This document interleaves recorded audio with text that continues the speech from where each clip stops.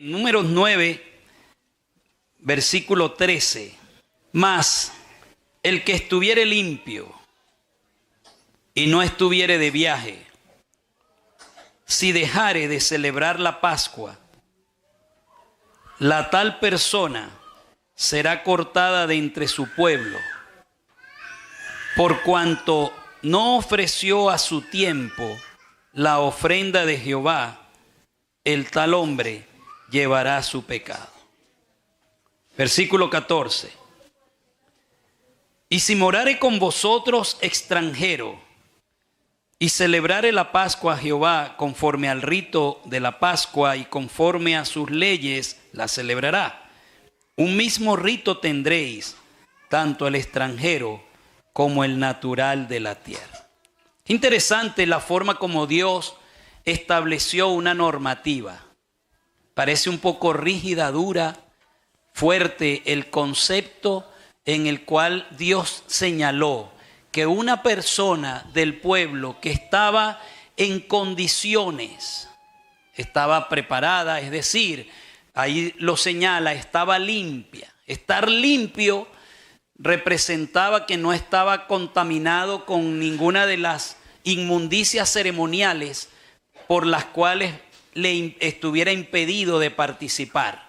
Si la persona estaba limpia y no estaba de viaje, entonces era una ordenanza que tenía que participar de la Pascua. La Pascua, ustedes bien saben, era un señalamiento en el cual se apuntaba a la liberación, lo mencionamos en la semana.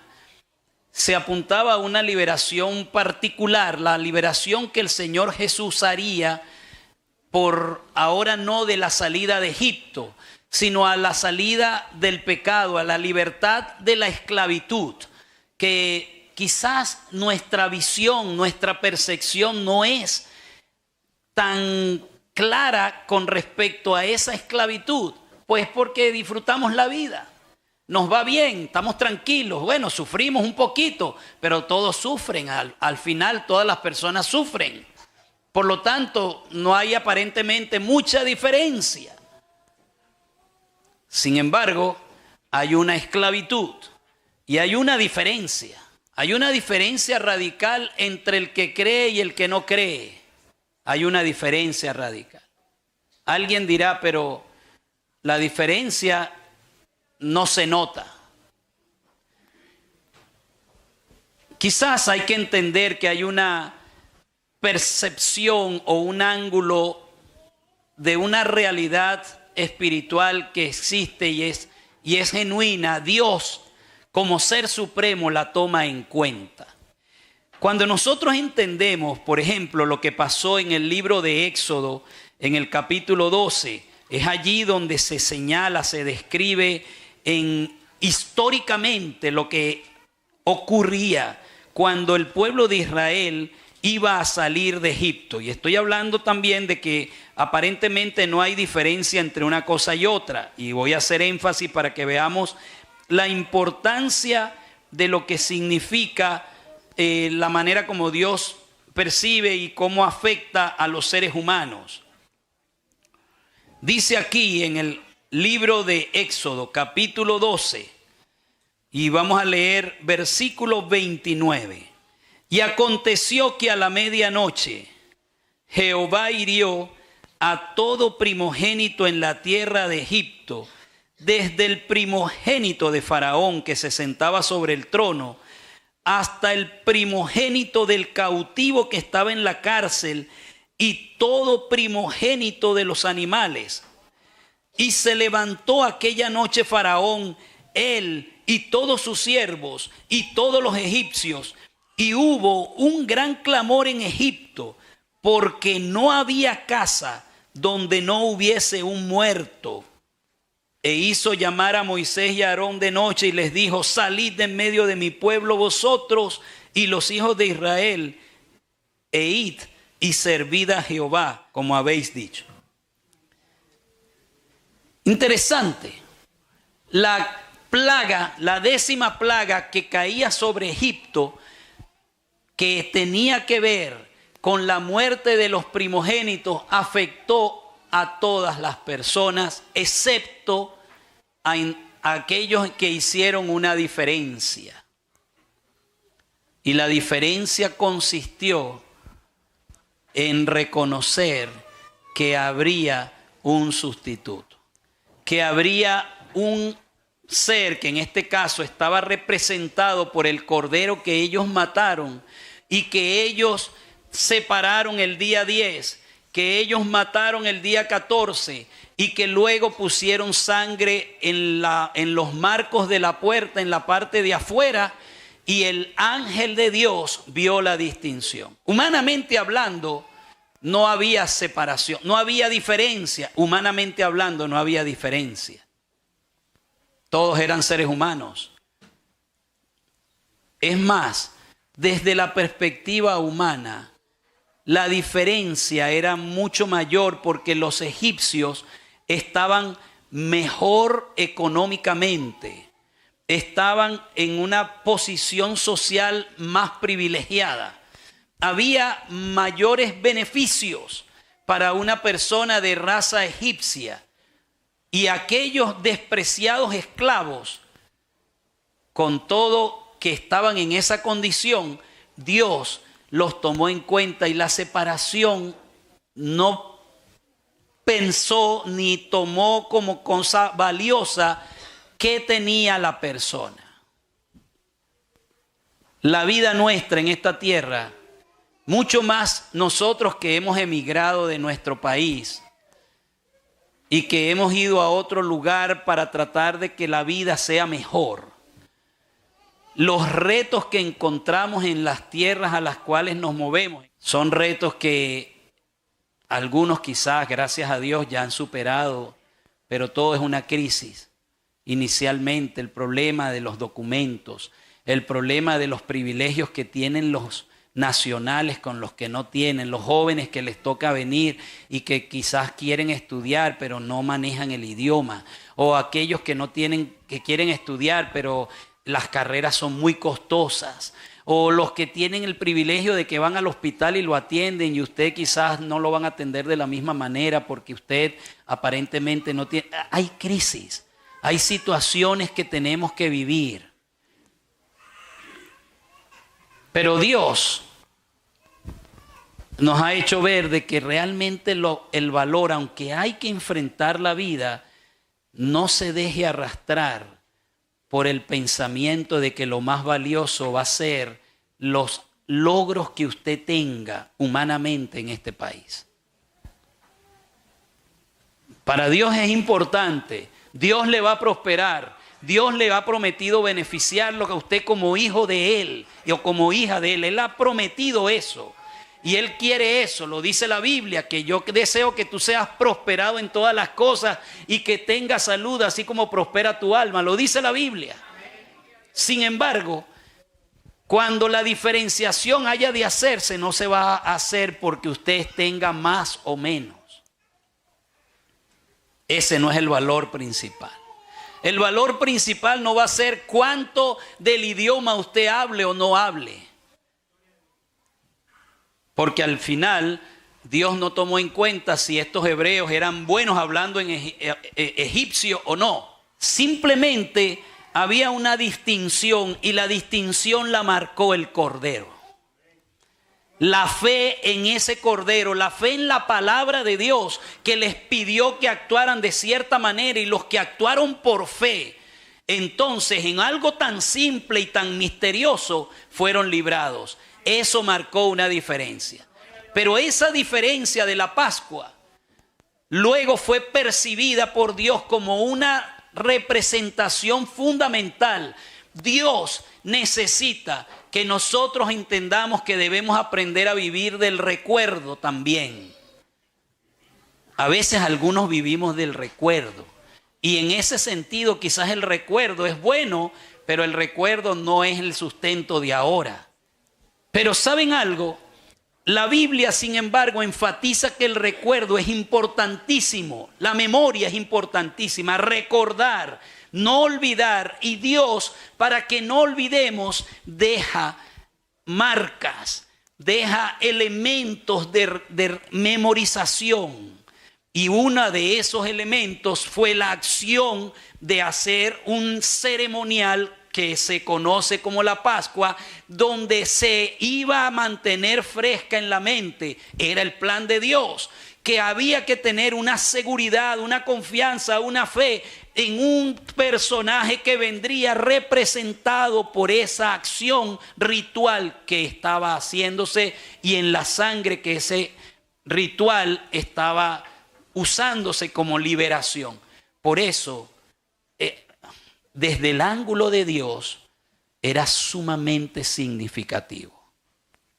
Era tan importante que Dios dijo, si a partir de ahora alguna persona del pueblo está en la condición de participar y decide no hacerlo, técnicamente y directamente dice la Escritura, porque dice allí, en ese versículo 13, que la persona sería cortada. ¿Por qué es cortada? ¿Verdad? ¿Qué era lo que significa cortada? Bueno, tenía que ser alejada, sacada del pueblo. Intencionalmente trato de crear conciencia de que la persona, el día sábado que se va a hacer la Santa Cena, debe tomar tiempo para hacer un encuentro con Dios. Porque eso forma parte de su responsabilidad y seriedad en su relación con Dios. Porque yo quiero que la gente tome conciencia de que la relación con Dios no es la comodidad que la iglesia le da, es la responsabilidad que usted tiene con Dios. Pero eso era delicado porque Dios lo ve así. Para Dios era sumamente importante que el pueblo participara, al punto que el que no participaba estaba técnicamente diciendo algo, estaba rechazando en la práctica, en su acción, estaba rechazando esa ofrenda o ese sacrificio, porque entonces dice el versículo 13, en esto era que consistía el pecado. Por cuanto no ofreció a su tiempo la ofrenda de Jehová, el tal hombre llevará su pecado. Y uno dice, bueno, ¿era un pecado eso? Sí. Qué serio era para Dios el asunto. Yo trabajé en Venezuela en una ocasión en una iglesia en donde habían algunas hermanas mayores que estaban enfermas. Una de silla de ruedas, otra tenía un problema que le había ocurrido al haber ido a un hospital en una ocasión. Tenían que hacerle un proceso. Y cuando le inyectaron en la espalda, parece que la inyección se la colocaron en el lugar equivocado o tocaron un nervio. Y la hermana quedó, ustedes han visto una persona que tiene Parkinson. Esa hermana quedó como que si tuviese, no tenía, pero por causa de ese error médico, quedó como que si tuviese Parkinson, pero el de ella no era el movimiento de la mano, le movía todo el cuerpo. Yo me compadecía mucho de ella cuando iba a llevarle la Santa Cena, porque yo no me imaginaba cómo ella podría vivir con ese desgaste del cuerpo todos los días en esa cosa, sin control. El sábado en la tarde, cuando había Santa Cena en esa iglesia, no había un lugar donde sentarse. Y esa hermana que no venía nunca a la iglesia, usted la veía ahí al lado en la primera banca, que era un sitio donde la ponían para que ella pudiera estar con su silla de ruedas. Y yo notaba con mucha sorpresa para mí cómo la gente entendía el concepto, por lo menos en la práctica, el valor de esa renovación, de esa confianza, de esa creencia, de esa aceptación del Cordero, por medio de una manifestación activa de fe en que a través de ese ritual, este ritual, había una renovación. Y eso me impactó mucho y yo dije, realmente, Señor, cuando una persona está consciente de la importancia de la relación contigo, hará el esfuerzo para hacerlo mejor. Porque en Cristo nosotros encontramos lo que realmente señala toda la Escritura. A nosotros nos gustan muchas cosas como creyentes.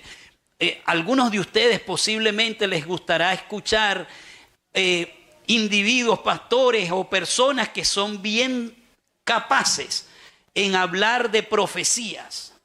Es excelente hablar de profecía. La Biblia quiere que nosotros veamos al Cordero. Eso es lo que la Biblia quiere. Toda la Escritura, dijo Jesús, habla de mí. Y si nosotros no encontramos al Cordero, si nosotros no encontramos la esencia de la Escritura, si usted no se da cuenta que aunque usted desconozca todo lo que pueda desconocer, usted conoce a Cristo, usted no se va a salvar. Y si su experiencia con Cristo no es una experiencia creciente, usted no se va a salvar. Y eso es lo que el Señor quiere al recordar hoy. Cristo se entregó por nosotros, mis hermanos, para que nosotros fuéramos salvos. Él es la esencia de toda la Escritura, de toda la fiesta, de todas las profecías, de toda la enseñanza. Cristo es el centro. Y hoy estamos celebrando su centralidad, su entrega. No es cosa de poca monta lo que vamos a hacer. Hoy usted, al participar, va a decir en la práctica: Señor, he cometido errores, me lavo los pies, porque confío que el que está limpio no necesita sino lavarse los pies para estar de nuevo limpio delante de Dios. Pero para que esté limpio no es el ritual de solamente de lavarse los pies. Usted estará consciente de que usted no puede estar limpio mientras está peleado con alguien. Que usted va a estar limpio mientras usted baja su orgullo y entonces resuelve lo que tiene que resolver. ¿Qué imagen, qué servicio sirve en la iglesia si el Cordero no está claro y está dentro en la vida de una persona? No sirve para nada. La iglesia es para ser transformados por medio de la relación con Cristo. No es la circuncisión lo que Dios quería en el pasado de los creyentes. Nosotros somos hijos de Abraham. No es ser hijo de Abraham. Era vivir la transformación que el Espíritu Santo hace en el corazón. Eso es lo que sigue queriendo el Señor. Y por lo tanto, necesitamos entender que este ritual lo que tiene es que llevarnos a un acercamiento. Y por eso es importante. Yo disfruto esto en el sentido de que yo digo, yo sé que he cometido errores. Yo tengo la fe en Cristo, que cada vez que me lavo los pies es como que si me rebauticé. No es la misma experiencia, no es la misma emotividad, pero es la misma seguridad, porque la promesa la dio Dios. Cuando le dijo a Pedro, Jesús, Pedro, no tengo que bañarte, solo lavándote los pies es suficiente. Pero a la vez, cuando participo del pan, yo estoy diciendo, me estoy comiendo. Simbólicamente, me estoy comiendo el cuerpo de Cristo. Pero ¿de qué sirve que me coma este pan del cuerpo de Cristo y nunca estudio la Escritura? Porque este es el pan que tenemos ahora. Y si usted no es transformado por la Escritura, aunque usted come el pan simbólicamente de que usted decide hacerlo, usted tiene que en la práctica entregarse a comer de la Biblia, a comer de Cristo, para que Él haga parte suya y le pueda hacer vivir como Él espera que usted viva.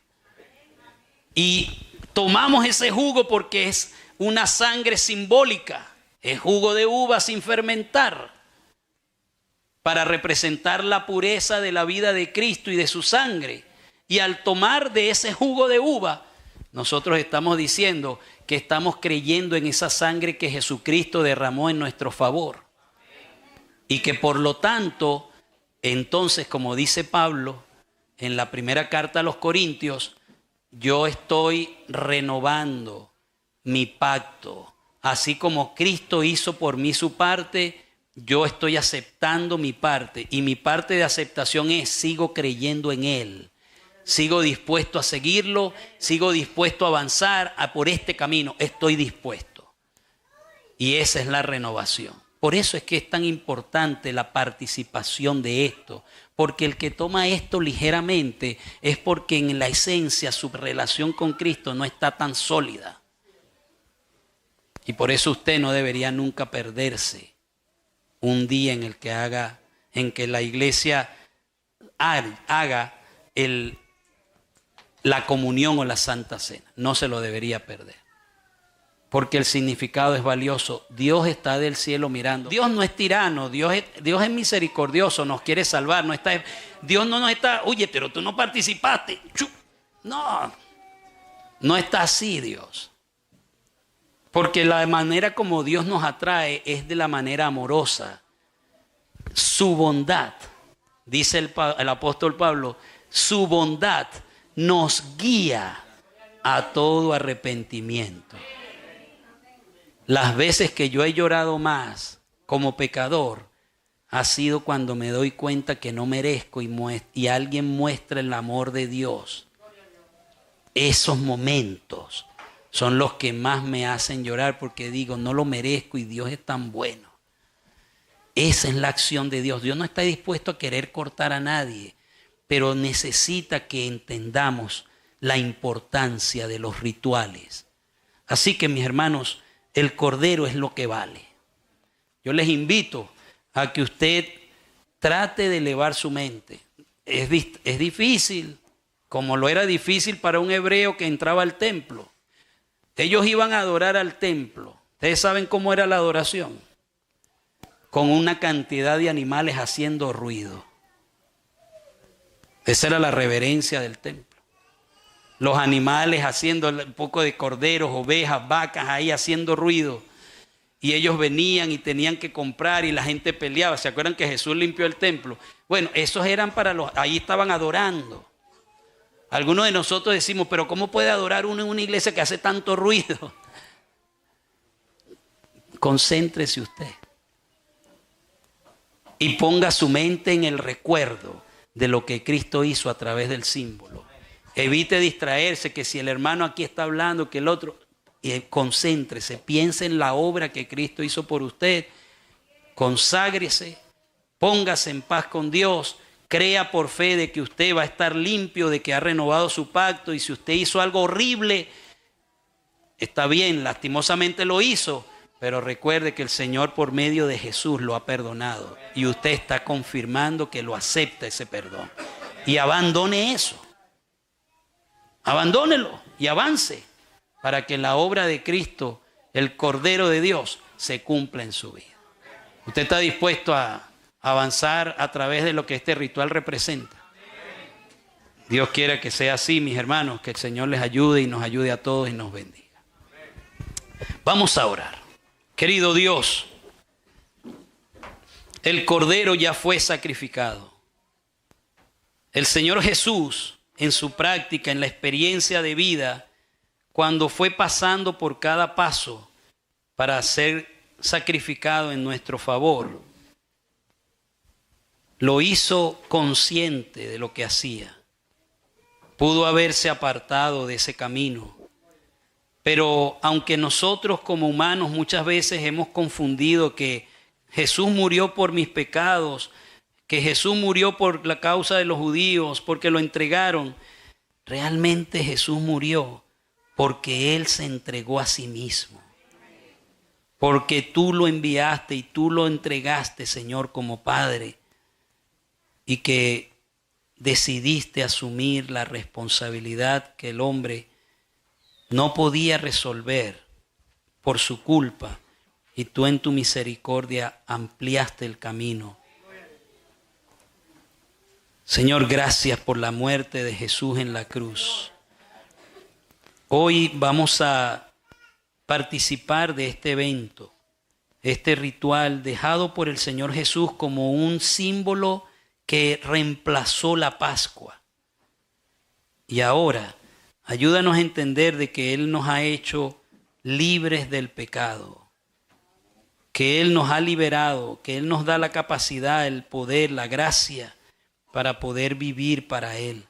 Que si hemos cometido errores, que vamos a tener la promesa de ser limpios hoy y de que vamos a tener nuevamente la renovación de esa gracia para seguir avanzando. Danos confianza y que nuestro pensamiento se eleve a ti, al santuario celestial, y que contemplemos a Jesús ministrando en nuestro favor y que nuestra vida avance porque queremos estar listos para vivir contigo, Señor. Participar de esa cena final que Jesús prometió cuando estemos en el reino con Él. Ayúdanos. Nosotros, tú lo sabes, en el corazón queremos hacer eso, aunque somos malos y tenemos maldad. Ayúdanos, por favor, despiértanos, haz algo, sacúdenos, para que podamos entrar en esa necesidad y te busquemos como el siervo en el mundo de la naturaleza brama por las aguas. Así que pedimos esta bendición, oh Dios, y sigue con nosotros en el nombre de Jesús. Amén.